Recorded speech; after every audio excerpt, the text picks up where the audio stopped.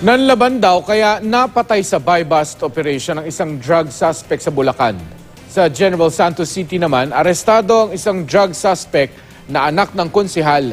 Narito ang Ronda Probinsya.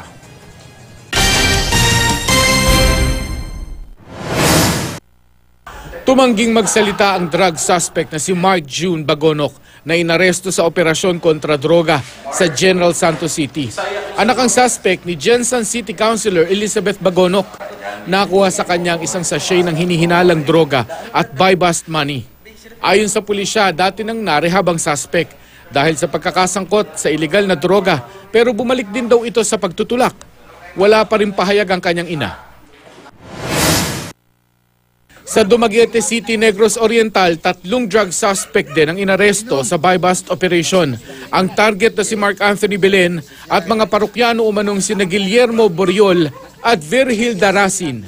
Nakuha sa 3 ang 21 sachet ng hinihinalang shabu at mga drug paraphernalia.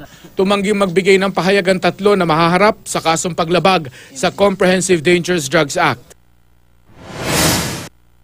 Balik kulungan naman ng drug suspect na si Roy Gomez matapos maaresto sa buy-bust operation sa Balayan, Batangas. Nakuha kay Gomez ang 4 na pakete ng hinihinalang shabu at buy-bust money. Nakakulong na ang suspect na tumangging magbigay ng pahayag.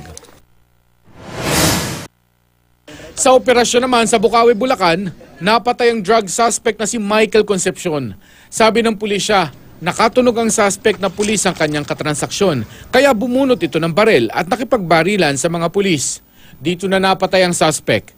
Nakuha sa kanya ang 10 pakete ng hinihinalang shabu, marked money, ginamit ng barel at ibang drug paraphernalia. Matagal na raw na minamanmanan ng pulisya ang suspect. Dati na siyang na-involve sa kaso ng illegal drugs sa bayan ng Santa Maria at San Jose del Monte. So after niyang makalaya doon, na-validate natin na patuloy pa rin siyang nagbebenta ng illegal drugs sa ilang barangay natin dito sa Bukawi. Hanggang dumating nga yung point na nagkaroon tayo ng buy-bust operation.